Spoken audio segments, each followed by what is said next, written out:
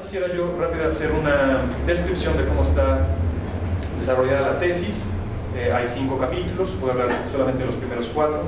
El primer capítulo, que son los presupuestos antropológicos presentes en la obra de Habermas, intenta pues delinear desde dónde podría Habermas hacer una conceptualización del ser humano. Si bien Habermas no trata de manera directa los problemas antropológicos, hay ciertos intereses y ciertos, digamos, preocupaciones a lo largo de su obra que nos pueden delinear más o menos lo que él pensaría acerca de la antropología. 2 características muy importantes de su pensamiento y que creo yo desde mi punto de vista podría aplicársele a la antropología y al ser humano. Es el carácter comunicativo, como ya había mencionado una parte muy importante, el carácter comunicativo del ser humano. El ser humano es razón comunicativa, o el ser humano tiene razón comunicativa, una razón abarcante. Se relaciona no solamente con los objetos, sino que se relaciona principalmente con los demás sujetos. Sus términos de trabajo e interacción son muy claros y muy ricos en este aspecto.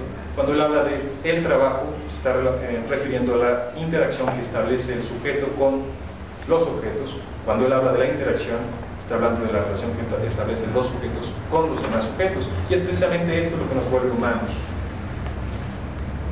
Hay un interés intrínseco en el ser humano por crear intersubjetividad, es decir, por entablar diálogo con los demás sujetos.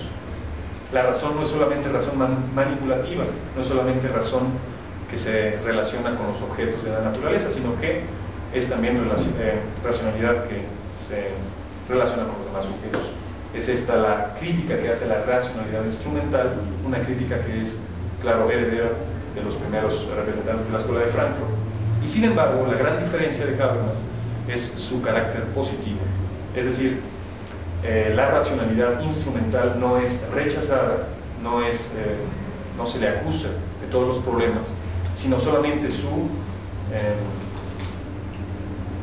aplicación a todos los ámbitos de la realidad y a todos los ámbitos de la vida humana. Esa es la crítica que hace Habermas. Recupera la importancia de la técnica, de la ciencia, de la lógica. Sin embargo, la acota, o digamos que le otorga una esfera de la realidad, de la que vamos a hablar más adelante. Y después también está el otro presupuesto antropológico, que es el carácter histórico. Habermas se inscribe en la, digamos que adopta una posición post-metafísica, es decir, rechaza las definiciones trascendentales, rechaza la metafísica clásica, entendida esta como la búsqueda nomológica de verdades, la búsqueda pues sí, metafísica de enunciados trascendentales. Él la rechaza y aboga por una, digamos, una posición post-metafísica, una posición que busca en el diálogo y en la interacción de pares la posibilidad de encontrar enunciados verdaderos y enunciados universales. Más adelante vamos a ver la diferenciación que hace entre los enunciados universales y los enunciados trascendentales, que durante mucho tiempo, digamos, se relacionaron intrínsecamente, y para Habermas no es necesariamente así. Puede haber enunciados universales sin que sean trascendentales, entendidos los enunciados trascendentales como enunciados a priorísticos, fuera del tiempo, y que sean perennes. El segundo de los capítulos habla de las críticas a los esencialismos.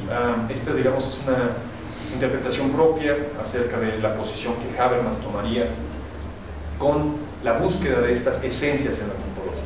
Digamos que durante algún tiempo la antropología buscó esencialismos, buscó definiciones últimas, buscó, pues eso, efectivamente encontrar la esencia del ser humano, una esencia que fuera ahistórica, que como vemos no es posible, y una esencia que fuera de una vez y para siempre. El abandono de los grandes relatos, o la pérdida de los grandes relatos de lo que ya comenté, pues hace imposible la búsqueda de una esencia, porque no podemos ya apostar por la inmovilidad de nuestras construcciones teóricas. Más adelante vamos a ver cómo una de las características a la que doto yo a esta antropología discursiva, o a este proyecto, es su fiabilidad, ¿no? Su posible y constante redefinición. Entonces esto pues hace imposible la búsqueda de una única definición. Hay una pluralidad de respuestas en el mundo, cada vez más el reconocimiento de diferentes mundos de la vida, diferentes culturas, diferentes tradiciones históricas y tradiciones políticas o jurídicas, hace que esta multiplicidad pues tenga que entrar en diálogo, y un poco la lucha contra las ideas etnocéntricas y la lucha contra las ideas eurocéntricas pues nos hace reconocer la validez y el valor de diferentes mundos de la vida, y por lo tanto de diferentes propuestas antropológicas, de diferentes interpretaciones. Entonces existen diferentes peligros en los esencialismos objetivistas, que en este caso serían los esencialismos que intentan definir al hombre solamente desde su esfera biológica, física. Esto es, se encuentra pues es muy propio de nuestros tiempos, tratar de encontrar en la física todos los resultados y pues digamos negar la historicidad o renegar del carácter moral y social del sujeto. Sin embargo, también existe digamos que el peligro de los esencialismos etnocéntricos o culturales, es decir, aquellos que no solamente nieguen las demás interpretaciones o las demás tradiciones o mundos de la vida, sino que incluso lleguen a negar pues las evidencias físicas. Haciendo estas fichas se me ocurría hablar del creacionismo, que pues es una interpretación bíblica de un suceso que se encuentra dentro de la esfera biológica o dentro de la esfera física, y que por ser una interpretación que solamente echa mano a una tradición cultural, pues está de hecho negando evidencias físicas o evidencias, digamos, de carácter objetivo. Por último, hablar de la antropología filosófica.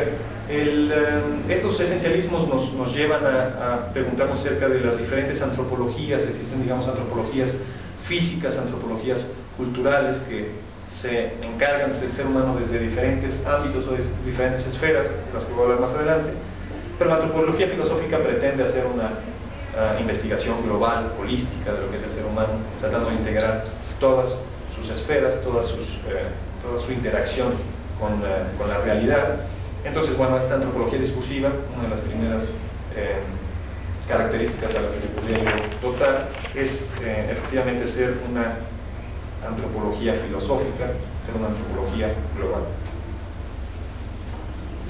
El tercero de los capítulos, la antropología y las esferas de la realidad, hace una relación entre las diferentes formas de ser antropología física, antropología cultural, e incluso una antropología emotiva, podríamos decir, o artística, que trate directamente de la expresión individual acerca del ser humano, con esferas de la realidad. Y aquí nos vamos a remitir a la pragmática universal. La pragmática universal es una de las grandes construcciones teóricas de Habermas.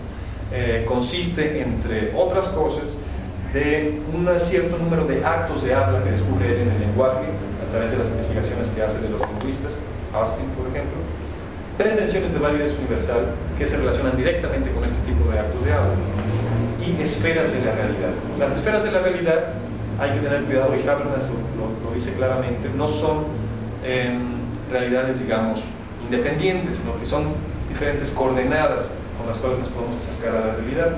Entonces, estas esferas de la realidad, que son el mundo objetivo, el mundo subjetivo y el mundo intrasubjetivo, se relacionan con actos de habla constatativos, actos de habla regulativos o normativos y actos de habla expresivos.